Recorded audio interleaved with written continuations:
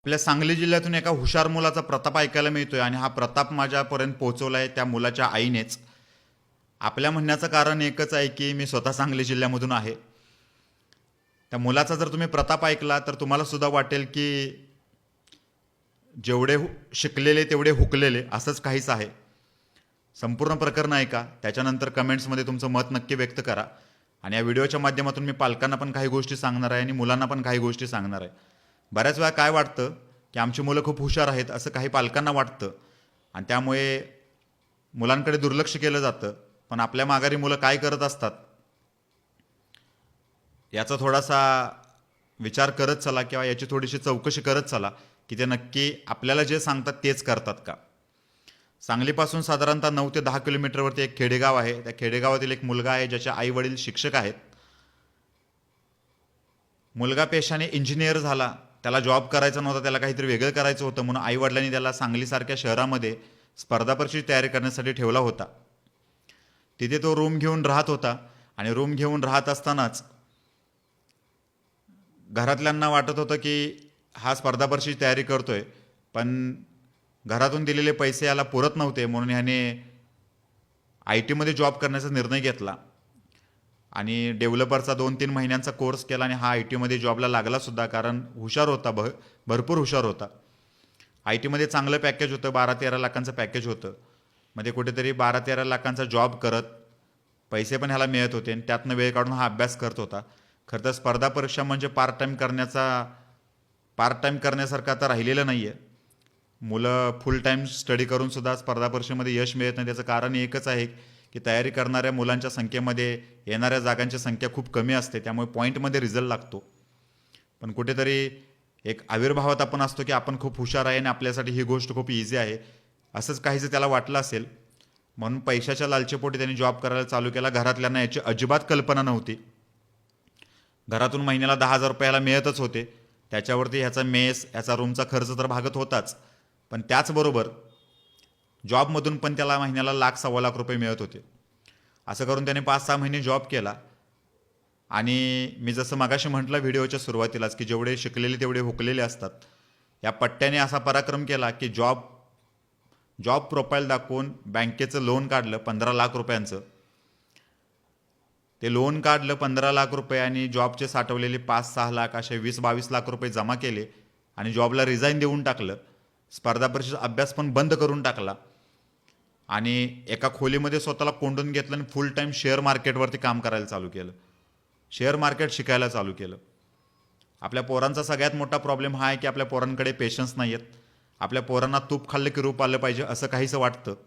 पटकन यश हवं असतं, त्यासाठी एफर्ट्स घ्यायची तयारी नाही आहे, कष्ट करायची तयारी नाही आहे. असो, हा ज्याचा त्याचा वैयक्तिक प्रश्न आहे. शेअर मार्केटमध्ये पैसे लावत गेला.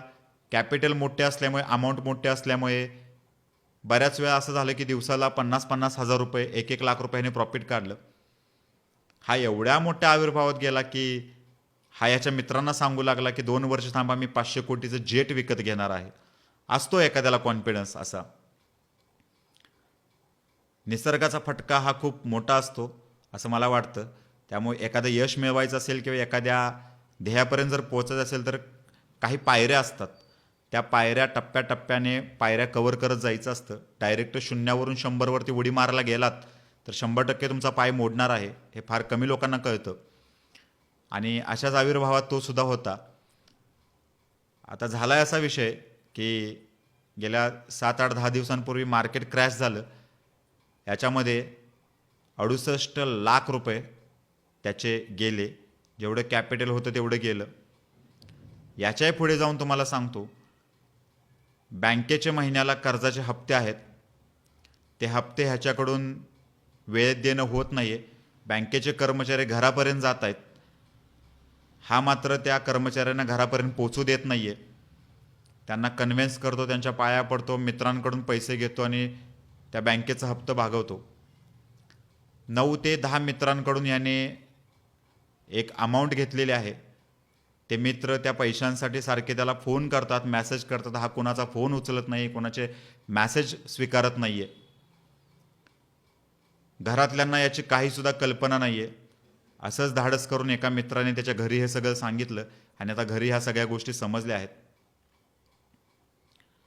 डोक्यावरती 68 लाखांचं कर्ज, आईवडील शिक्षक, आयुष्यभर विद्यार्थ्यांना घडवून जे काही त्यांना थोडीफार पुंजी मिळाली असेल ती आता आयुष्याची पुंजी ते कर्ज फेडण्यामध्ये त्यांचं जाणार आहे. मुलाचं वय आहे 32-33. विचार करा किती वाईट अवस्था आहे. ह्या गोष्टी कशामुळे घडतात? काही पालक मला म्हणतात, मला मेसेज करून म्हणतात किंवा कमेंट्समध्ये म्हणतात, आमची मुलं आमचं ऐकतच नाहीत. का ऐकत नाहीत? त्यांना तुम्ही कधी गरिबीची जाणीव करून दिली? त्यांना कधी तुम्ही परिस्थितीची जाणीव करून दिली? त्यांना कधी एखाद्या गोष्टीसाठी तुम्ही तरसायला लावलत? मुलाने एखाद्या गोष्टीचा हट्ट केला की दुसऱ्या दिवशी त्याच्यासमोर तुम्ही आणून देताय. मुलांना त्या वस्तूची किंमत राहत नाही, पैशांची किंमत राहत नाही, परिस्थितीची किंमत राहत नाही, कशाचीच किंमत राहत नाही. त्याला वाटतं की सगळ्या गोष्टी आपल्याला इझिली मिळतात, म्हणजे जीवन इतकं सोपंच आहे. चांगलं वळण लावावं म्हणून वडिलांनी थोडंसं मारलं की मग आईने त्याला गोंजरायचं, आईने मारलं की मग वडिलांनी गोंजरायचं आणि एक आपापसात भांडत बसायचं. आणि याचा कुठेतरी गैरफायदा मुलं घेतात. मग ज्या वयामध्ये वळण लावायचं असं त्या वयामध्ये वळण हे तुम्ही लावलंच पाहिजे असं मला प्रामाणिकपणे वाटतं. मुलांचे लाड थोडेसे कमी करा, नक्कीच त्यांचे हट्ट पुरवा, पण हट्ट पुरवत असताना ज्या गोष्टींचा हट्ट पुरवणार आहे त्या गोष्टीची त्यांना किंमत पण कळून द्या. मी मागे एका व्हिडिओमध्ये अक्षय कुमारचं पण एक उदाहरण दिलं होतं. काही लोकांनी तो व्हिडिओ बघितला नसेल म्हणून पुन्हा एकदा ह्या व्हिडिओच्या माध्यमातून ते मी तुम्हाला उदाहरण देतो. कोरोना काळामध्ये जवळपास 25 कोटी रुपये डोनेट केले अक्षय कुमारने. इतका श्रीमंत माणूस. त्याचा मुलगा जेव्हा 7वी-8वीला होता तेव्हा त्याच्या मुलाने पेन हरवला शाळेमध्ये. अक्षय कुमारने 4 दिवस त्याला पेन घेऊन दिला नव्हता.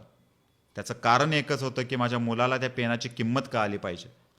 जोपर्यंत त्याला त्या वस्तूची किंमत कळणार नाही तोपर्यंत माझा मुलगा राहणार. मग त्याला असं वाटेल ना की बाबा मी श्रीमंत बापाचा पोरगा आहे, मला जे मागेल ते मिळते. त्याला सगळ्या गोष्टी क्षुल्लक वाटायला लागतील. म्हणून मी आवर्जून व्हिडिओमधून सांगत असतो की सोन्याचा चमचा तोंडात घेऊन जन्माला आलेल्या माणसाला गरिबीची झळ कधी ज्याने बघितलेली नाही त्याला काय कळणार आहे गरिबी म्हणजे काय? त्याला काय कळणार आहे परिस्थिती म्हणजे काय? त्याला काय कळणार आहे की एखादी 4 पैसे कमवायला काय मेहनत घ्यावी लागते ती? या सगळ्या गोष्टींचा प्रभाव कुठेतरी मुलांवरती पडत असतो. लहानपणापासून मुलांनी हे वातावरण घरातूनच बघितलेलं असतं. त्यामुळे मुलं कुठेतरी बिथरतात मोठी झाली की, आणि पालकांच्या शब्दाला 0 व्हॅल्यू देतात. पालकांचं ऐकत नाही, वरून पालकांनाच म्हणतात की तुम्हाला काय कळतं. या व्हिडिओच्या माध्यमातून मी पालकांना सांगतो की तुमची सुद्धा मुलं असतील, तुमच्या सुद्धा मुली असतील, स्वतःच्या पायावरती उभ्या राहिल्या असतील, 4 पैसे कमवत असतील, त्यांना सांगा की तुम्ही बाहेर पडलात, 4 गोष्टी शिकलात, 4 पैसे कमवले म्हणजे तुम्हाला सगळंच कळते असं नाही आहे. आम्ही काय असेच म्हातारे झालेलो नाही आहोत. काहीतरी आम्हाला कळतं, काहीतरी अनुभव आहेत, काहीतरी आम्ही काहीतरी बघितलं आयुष्यामध्ये, आम्हाला सुद्धा ठेचा लागलेले आहेत. त्यामुळे पालकांनी विद्यार्थ्यांवरती थोडंसं लक्ष द्या आणि विद्यार्थ्यांनी सुद्धा, मुलामुलींनी सुद्धा थोडासा पालकांचा आदर करत चला. पालकांना काहीतरी कळतं म्हणून ते तुम्हाला सांगत असतात.